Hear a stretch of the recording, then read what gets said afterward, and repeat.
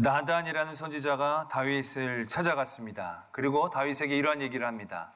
부자가 있었는데 부자에게 손님이 찾아왔습니다. 그런데 부자가 자기에게 소도 많고 재산도 많은데 자기의 것으로 손님을 대접하지 않고 그 옆에 가난한 사람이 살았는데 그 사람에게는 양이 딱 한 마리만 있었습니다. 근데 그 양은 그 가정에게는 식구와도 같은 사람이었는데 그 양이었는데 그 양을 뺏어다가 자기에게 온 손님에게 대접을 해버렸습니다.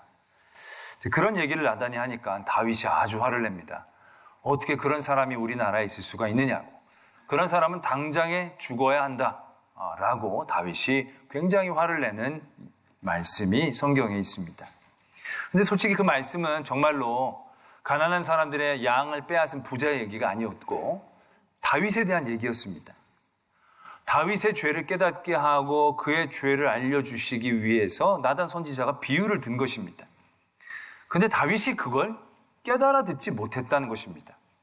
다윗이 어떤 사람입니까? 얼마나 하나님 앞에 겸손하고 어린 아이와 같은 그러한 사람이었습니까? 늘 하나님의 말씀에 경청하며 하나님의 뜻을 늘 묻기를 주저하지 않았던 사람이 다윗입니다. 다윗은 굉장히 영적으로 민감한 사람이었습니다. 근데 그러한 사람임에도 불구하고 다윗이 자기가 지은 엄청난 죄 가운데에 깨닫지 못하고 다른 사람의 작은 죄에 흥분하며 화를 내는 그러한 모습을 발견하게 됩니다. 그리고 오늘 우리가 읽은 말씀을 보게 됩니다. 너희들이 너희 눈에 있는 들보는 보지 못하고 다른 사람의 눈에 있는 티를 보는구나 라는 거죠. 솔직히 이 말씀은 성경 말씀뿐만이 아니라 사람들의 삶에서 너무 자주 나타나는 모습이다라는 얘기죠. 우리나라 속담에도 유명한 속담이 있지 않습니까? 비슷한 속담이 뭐가 있겠습니까? 그거 있지 않습니까? 똥 묻은 개가 겨 묻은 개 뭐락한다고. 딱 그 속담이 바로 이 말씀하고 굉장히 흡사한 그런 속담이 되는 거죠. 그러니까 인간 사이에 그런 일들이 너무 많이 있다는 게 신비하다는 것입니다. 제가 그런 거 경험할 때가 많이 있습니다. 진짜 어떤 분들이 다른 사람들에 대한 얘기들을 저한테 와서 합니다. 그러니까 그 사람의 어떤 티에 대해서, 흠에 대해서 얘기를 합니다. 정말 들보처럼 막 얘기를 합니다. 듣고 있는 삼자적인 저로서는 그분이 갖고 있는 들보가 보이기 때문에 굉장히 신기하다는 거죠. 어떻게 딴 사람이 몰라도 당신이 그런 얘기하면 안 될 것 같은데 어떻게 당신이 그런 얘기를 하는가 싶은 생각을 한다는 거죠. 너무 궁금해서 제가 물어봅니다. 우회적으로 그럼 뭐 당신은 전혀 그런 일들이 없으신지요? 그러면 정말 놀라울 정도로 본인은 아니다라고 생각한다는 겁니다. 너는 왜 네 말만 하니? 이런 분들이 다 자기 말만 하는 사람인데 자기는 자기가 제일 자기 말 하는데 내가 언제 내 말만 했느냐? 얼마나 말을 잘 듣는데 그런 경험들을 우리가 너무너무 많이 해본다는 거죠. 오늘 이 말씀을 통하여 우리는 우리를 바라보고 도전하기를 원합니다. 그래서 저도 이 말씀을 딱 접하면서 이게 누구 뭐 얘기하고 누구 가르칠 게 아니라 여러분들의 눈에 들보를 보십시오라고 얘기할 게 아니라 내 안에 있는 들보를 내가 찾아봐야 되는 거구나. 내 안에 있는 들보를 찾아내기 위해 주신 도전의 말씀이구나. 제가 그런 감동을 받고 이 말씀을 묵상하면서 제 스스로의 들보를 찾아내기 시작했습니다. 다른 사람들의 티만 보던 제가 제 안에 있는 들보를 찾기 위해서 굉장히 묵상하고 고민했습니다. 그러면서 굉장히 놀라운 사실을 깨달았습니다. 저에게는 들보가 없었다라는 것입니다. 정말 오랫동안 고민을 하고 짜내고 정말 겸손한 마음으로 죄를 부풀려도 들보까지 할 만한 걸 찾아내기가 너무너무 어렵다는 사실이었습니다. 그래서 다들 사람들이 뭐라 하는구나 라는 걸 새삼 깨달았습니다. 죽어라고 정말 나보다도 더 나은 사람들을 찾아내려고 노력을 했지만 꽤 내가 의인인 걸 못내 지우지를 못하겠더라고요. 이 말씀이 힘들다는 것을 깨닫게 됩니다. 오늘 이 말씀은 우리들에게 세 가지를 도전합니다. 하나는 무엇이냐면 너희 눈에 있는 들보를 발견해라 라는 거죠. 들보를 깨달아야 한다는 것입니다. 그 두 번째 도전은 그 깨달은 들보를 빼어내야 하는 것입니다. 그리고 세 번째는 그러고 난 다음에 다른 사람의 티를 빼주어야 한다라는 것입니다.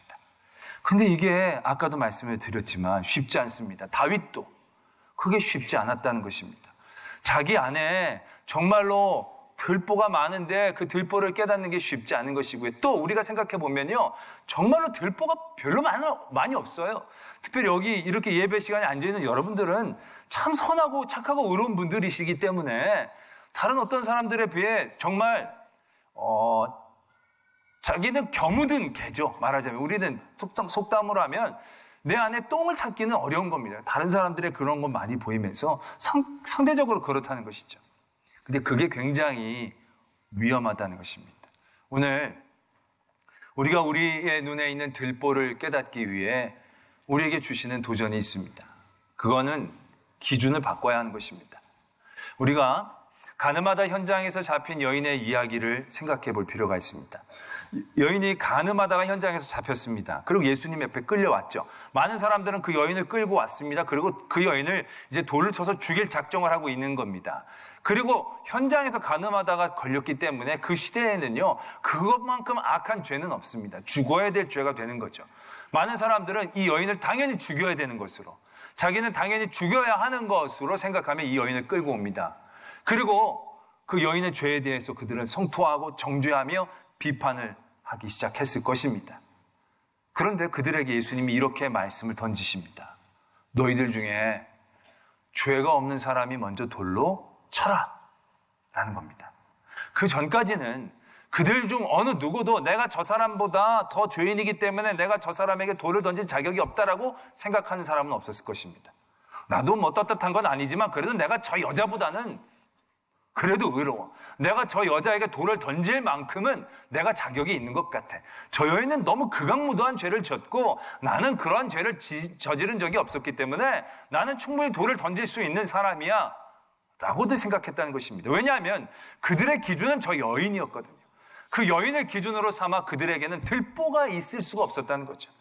그래서 예수님이 그들의 기준을 바꾸신다는 겁니다.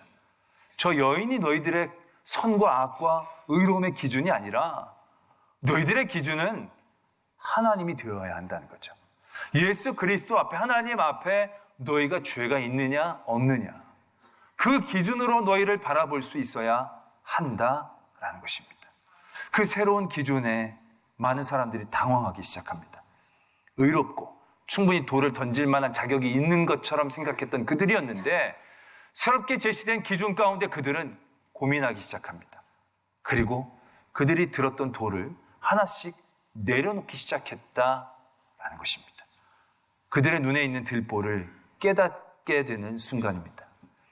다윗도 마찬가지였을 것입니다. 다윗도 그렇게 얘기를 해도 다윗이 전혀 자기 얘기인 줄 깨닫지 못했다는 건 그만큼 다윗은 그 일에 대해서 크게 죄가 되거나 잘못했다거나 그래서 뉘우치고 눌려있지 않았다라고 생각할 수 있다는 것입니다.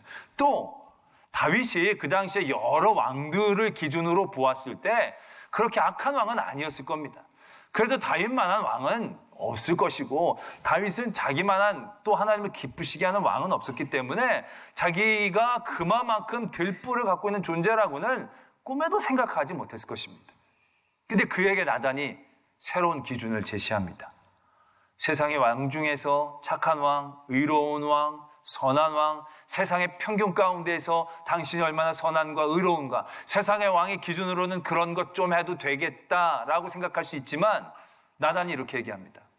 하나님께서 당신을 왕으로 삼아 주시고 당신에게 이렇게 큰 은혜를 주시고 또 당신이 필요로 했었더라면 하나님께서 더 주실 수 있는 하나님이실 터인데 당신이 왜 하나님 앞에서 이렇게 죄를 저지르느냐라는 것이죠. 세상의 기준이 아니라 하나님의 기준에 섰을 때 다윗은 자신의 삶에 엄청나게 큰 들보를 발견할 수 있었다라는 거죠. 그리고 그 자리에서 무릎 꿇고 하나님 앞에 자복하고 회개할 수밖에 없는 그의 깨달음의 자리를 그가 얻었다라는 것입니다. 우리의 삶에서 왜 우리의 들보를 잘 발견할 수가 없는 것입니까? 우리가 늘 세상의 기준 가운데에서 우리 스스로를 바라보기 때문에 그렇다는 것입니다. 우리가 비판하고 비난하는 많은 티를 갖고 있는 사람들 가운데에서 내 스스로를 비교하기 시작한다는 거죠. 기준을 거기에다 둔다라는 것입니다. 그 세상의 기준을 둔다는 것은요, 얼마나 자기 중심적인 기준이 되는지 모릅니다. 자기가 하는 것은 굉장히 좋게 미화시키고 다른 사람이 하는 건 충분히 더 악하게 만들어서 그 평균 자체도 평균이 아니라 자기 마음대로 왔다리 갔다리 만들 수 있는 그러한 위험한 상황 가운데에서 우리가 우리를 바라보니까 우리의 삶에 들보가 생길 리가 없다는 것입니다. 내 삶에 대해서는 얼마나 우리가 변호적입니까? 그렇기 때문에 아무리 우리가 우리의 죄를 부풀린다 할지라도 들보만큼 부풀릴 사람이 없다는 겁니다. 그만큼 우리는 늘 축소시킨다는 거죠. 그런 가운데 우리가 어떻게 들보를 깨달을 수 있겠냐는 것입니다. 그런데 그렇게 따지는 게 아니라는 겁니다. 우리의 삶의 기준이 세상에서의 평균이 아닙니다. 내가 가까이 하고 있고 나를 비난하는 그 사람에 대해서가 아닙니다. 예수 그리스도 앞에서 이어야 한다는 것이죠. 오늘 말씀에도 위에 보면 맹인이 맹인을 인도할 수 있느냐? 둘 다 구덩이에 빠지지 않겠느냐? 제자가 그 선생보다 높지 못하나 무릇 온전하게 된 자는 그 선생과 같으리라. 앞을 보지 못하는 분들이 얼마나 그들의 차이가 있겠습니까? 내가 여기 좀 더 익숙하다. 어차피 보지 못하는 분들에게 대해서 익숙함의 차이는 그렇게 큰 차이가 아닐 것입니다. 좀 앞서봐야 몇 보 앞서는 것이지 그것이 그를 완벽하게 평가해 주거나 구원해 줄 수는 없다는 것입니다. 우리의 기준이 우리 안에 비슷비슷한 사람들 가운데서 우리가 늘 매기기 시작한다는 것입니다. 다 죄인인 우리 안에서 덜 죄인, 더 죄인을 우리가 생각하려고 하니 우리가 제대로 된 판단과 평가를 내릴 수가 없다는 거죠. 우리의 기준은 스승이 되어져야 한다는 것입니다. 우리의 온전함의 기준은 예수 그리스도가 되어져야 한다는 것이지요. 거기를 바라보며 우리가 달려갈 수 있을 때 우리가 바른 판단과 평가를 해낼 수 있다는 것입니다. 우리의 들보를 깨닫게 되기 위하여 우리가 해야 할 첫 번째 도전, 우리의 모든 기준을 예수 그리스도로 삼는 것입니다. 나의 의로움과 선함이 다른 사람보다가 아니고 내가 얼마나 예수 그리스도 앞에서 합당하냐, 합당하지 못하느냐로 우리의 기준을 삼아야 하는 것입니다. 솔직히 성도라는 사람들이요, 이게 다른 게 아니거든요. 딱 하나가 다른 겁니다.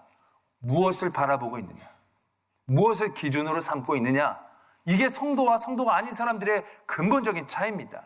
우리가 먹는데 우리가 먹음에 대한 이유가 어디 있느냐, 기준이 뭐냐? 예수 그리스도를 위해서 먹는다는 겁니다. 입는데 입음이 따뜻하고 춥고 사람들에게 잘 보이고 이런 기준이 아니라는 겁니다.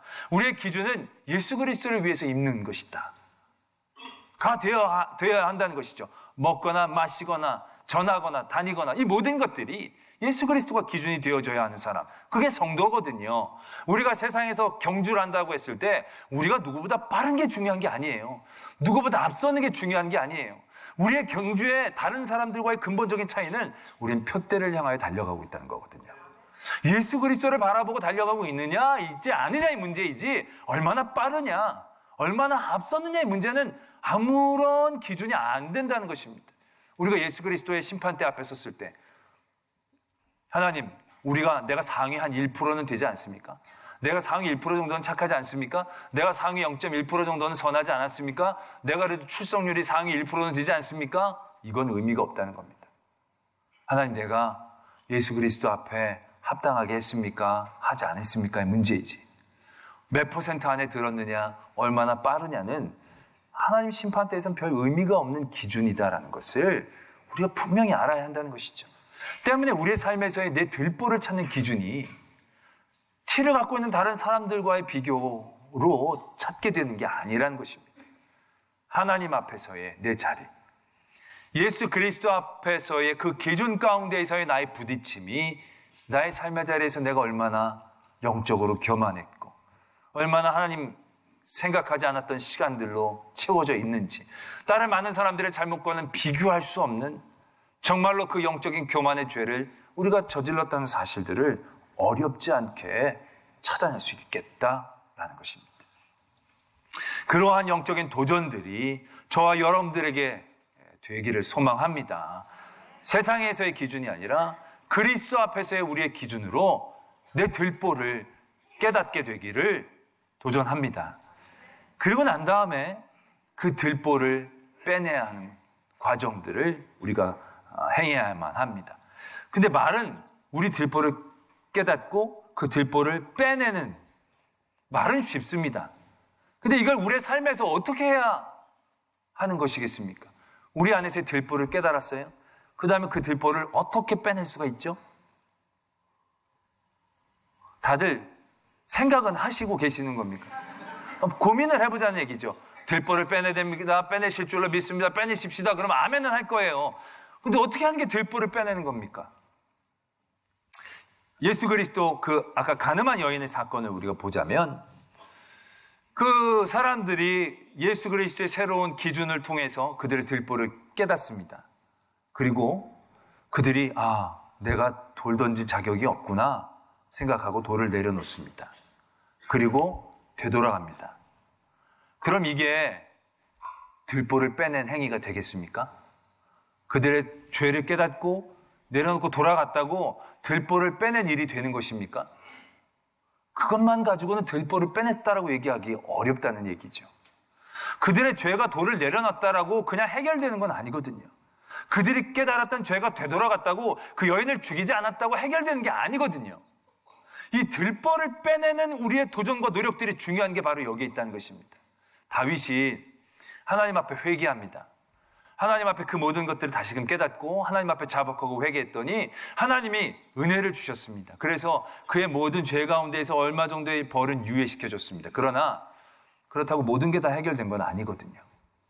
그의 모든 죄가 깨끗이 씻어진 게 아닙니다. 결국 그는 그의 아내를 백주 대낮에 빼앗기는 그러한 일도 당했어야만 하고 아들과 아들끼리 서로 죽이는 칼을 보았어야만 했고요. 그 아들이 자기를 배반하는 일 또한 그가 경험했어야만 했다는 것입니다. 해결된 게 아닙니다. 그가 무릎 꿇고 회개했다고만 되는 게 아니라는 거죠. 결국 그가 하나님 앞에서 겪어야 될 일들을 다 겪고 난 다음에 그는 새로운 일들을 바라볼 수 있게 되어진다는 거죠. 그 사람들이 돌을 내어놓았다고 들보를 빼낼 수 있는 건 아닙니다. 그러나 우리가 들보를 깨닫고 그 들보를 빼내기 위해 우리가 주님 앞에 무릎을 꿇게 된다면 우리는 그때 경험할 수 있게 되어지는 거죠. 그것이 주의 은혜로 보혈의 피의 능력으로 그 일들이 이루어지게 된다는 것을 우리가 경험하게 되어지는 것입니다. 그 여인에 대한 예수님의 모습이 어떠합니까?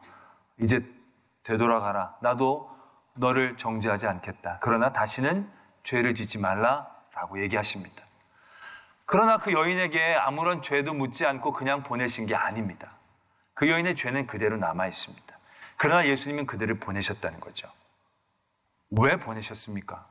그들의 죄에 대한 예수 그리스도의 책임, 예수 그리스도의 희생에 대한 각오가 예수님에게 있었거든요. 그들의 들보는 결국 이러한 예수 그리스도의 희생과 사랑을 통하여 온전하게 빼내어질 수 있다는 것을 우리가 깨닫게 되어진다라는 것입니다. 들보를 빼내는 우리들의 도전은 예수 그리스도의 은혜 없이는 되어지는 일이 아니기 때문에 그 은혜를 깨닫게 되어지는 또 다른 은혜의 자리에 우리를 나아가게 해준다는 것입니다. 이게 굉장히 중요한 단계입니다. 그런 다음에 우리의 눈이 밝게 된 다음에 그 다음에 내 형제들의 티를 빼내리라. 우리가 비판하지 말라고 해서 아무 소리도 안 하고 지내라는 게 아닙니다. 이 세상에 있는 여러 가지 악에 대하여 우리는 그 악에 대하여 반응하고 대항해야 할 의무가 우리에게 또한 있습니다. 근데 그러한 방법들을 우리는 이 예수 그리스도를 통해 분명히 깨달아야 한다라는 얘기지요. 우리는 어떠한 악을 바라보면 어떤 형제의 티를 발견하게 되면 우리는 그 티를 떼는 데 집중합니다. 너 그러면 안 돼. 어떤 형제가 주일을 자꾸 빼먹어요. 너 주일 빼먹으면 안 돼. 그럼 너 나중에 벌 받아. 너 돈 더 벌려고 하는 건지 모르겠지만 그럼 더 손해를 봐. 그러면서 그에게 그 티를 빼내려고 애를 쓰면서 이 얘기를 해줍니다. 그럼 그것이 받아들이는 사람의 입장 가운데에서는 어떻게 이해가 되겠습니까? 내 티를 빼주려고 애를 많이 쓰는구나. 정말 좋은 나의 친구구나. 그런 사람을 본 적이 없습니다. 지나 잘하지. 다 이렇게 나온다는 거죠. 그러니까는 다 너나 네 돌보나 하지 내 티 갖고 그러지 말라. 이런 반응들을 우리가 경험하게 된다는 거죠. 지금 이 시대에 많은 그리스도인들이 많은 믿지 않는 사람들로부터 대하는 많은 태도들. 그리스도인들은 배타적이야. 오만해. 독선적이야. 그런 얘기들을 많이 듣습니다. 왜냐하면 세상의 모든 아까운 데에 그리스도인들이 얘기를 하거든요. 그거 악한 거 하지 말아라. 그거 악이다. 그건 물러가라. 그리스도인들이 그런 일들을 해야 하는데 많은 사람들이 그런 그리스도인들의 모습을 바라보면서 배타적이고 독선적이고 오만하게 본다는 거죠. 왜 그러한 일들이 되어진 겁니까? 이러한 과정에서부터 시작한 게 아니기 때문에 그렇다는 거죠. 우리가 그들의 티를 바라보며 티를 빼내주기 위해 먼저 해야 할 것은 우리의 들보를 깨닫는 겁니다. 그 들보를 깨닫고 난 다음에 그 들보를 하나님 앞에 무릎 꿇고 자복하며 회개하게 되어질 때 우리는 그들의 티를 빼는 과정들이 그들의 티를 빼는 과정으로 집중하는 게 아니라 나의 부족함 가운데 그들을 공감하며 그들을 이해하며 그들과 함께 울어주는 마음 가운데에서 사랑의 모습으로 그들에게 다가갈 수 있게 되어진다는 것을 의미하는 것입니다. 예수님의 모습이 그러하셨다는 거죠. 예수님이 우리의 불순종을 가르치고 변화시키기 위해 그 목적으로 우리에게 내려오신 게 아니에요. 그것만 바꾸시려고 오셨다면 굉장히 예수님 우리들에게 공격적으로 보였을 거예요. 많은 어떤 벌과 교훈을 통해서 그걸 바꾸시는 일들이 우리에게 굉장히 부담스러웠을 거예요. 예수님 그렇게 하시지 않았어요. 예수님은 먼저 자기의 부족함을 바라보시고 집중하셨어요. 그리고 자기도 하나님의 뜻에 따라 순종하는 삶을 살 수 있도록 하나님 앞에 열심히 기도하셨어요. 내가 하나님의 뜻대로 살 수 있게 저를 도와주십시오. 그러한 자기의 모습을 성찰하고 바라보며 도전하는 모습 가운데 우리의 연약함을 인정해 주시고 받아주시고 이해해 주시고 함께 울어주시고 함께 즐거워해 주시고 기뻐해 주시면서 우리에게 그의 순종의 본을 보여주시며 우리에게 강압과 가르침이라기보다는 사랑과 함께함으로 그의 모습을 우리에게 보여주셨다는 거죠. 이게 예수 그리스도의 방법이고 우리 성도가 이 세상의 사람들에게 그 악을, 그 티를 닦아줘야 되는 방법이 되어진다는 것을 분명히 깨달아야 한다는 것입니다. 우리가 쉽게 예를 들자면 아까도 말씀드렸듯이 누가 주일에 자꾸 빼먹어요. 그걸 얘기해서 가르쳐 줘야 되는데 근데 그러기 전에 먼저 나를 바라보자는 거죠. 그에게 그런 얘기를 하기 전에 나를 바라보는 거예요. 나는 주일도 잘 지키고 저 사람보다 이런 얘기를 충분히 잘할 수 있는 자격이 있어? 라고 생각했는데 예수 그리스도의 기준으로 봤더니 나의 드려지는 모든 예배가 얼마나 오만했는지를 깨달을 수 있게 되는 거죠. 내가 드려지는 예배가 나의 의가 되어지는 것이고 나의 선으로 내가 인식하고 있다는 거죠. 그래서 그것으로 다른 사람을 가르쳐도 되는 나의 자격으로 생각했다는 것이 얼마나 예수 그리스도 앞에서 온전한 예배를 드리지 못했는가를 깨닫게 해준다는 겁니다. 그러한 깨닫과 뉘우침 가운데 내가 그들보다 나은 존재가 아님을 인정하게 되는 거죠. 내가 하나님 앞에 온전한 예배를 드리지 못했습니다.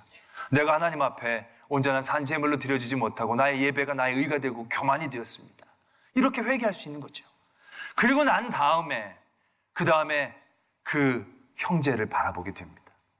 그러면 저 주일 빼먹으면 안 되는데 저거 빨리 나오게 해야 되는 데가 아니라 얼마나 삶의 유혹이 많고 힘들겠는가. 그런 가운데서도 저렇게 주일을 지키려고 애쓰는 모습이 너무 하나님께서 귀하게 여기시지 않겠는가.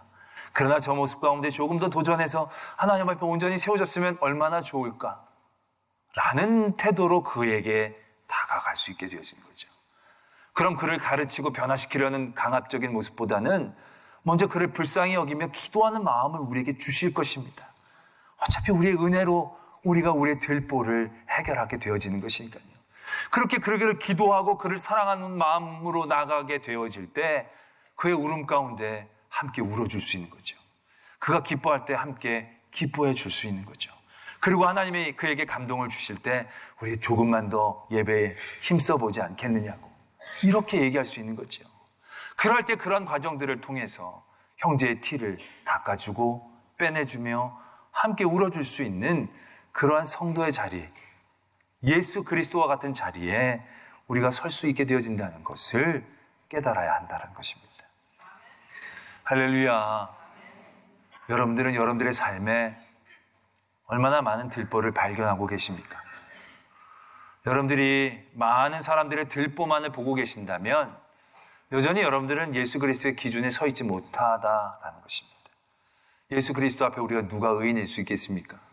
그의 사랑 앞에 우리가 무엇을 자랑할 수 있겠습니까?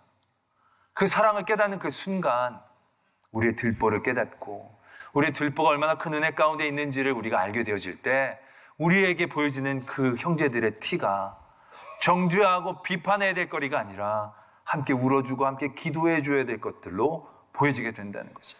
그리고 그들과 함께 기도하며 나갈 때에 나에게 임했던 그 하나님의 은혜가 그들에게도 임해져서 그들을 회복시키고 다시금 이렇게 세워주셔서 예수 그리스도의 사랑으로 이 땅의 악을 이기는 놀라운 역사가 계속되어질 것입니다. 배타적이고 오만하고 이기적인 성도가 아니라 그리스도처럼 사랑으로 세상을 변화시키고 이길 수 있는 저와 여러분들의 도전이 있기를 소망합니다.